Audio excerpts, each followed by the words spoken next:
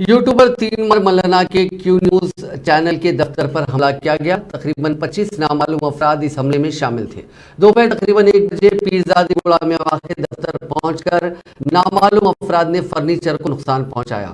इस वाक़े की शिकायत मीरीपुरी पुलिस से तीन मल्लाना ने की, जिसके बाद पुलिस क्यू न्यूज के दफ्तर पहुंची और तहकीकात का आगाज कर दिया।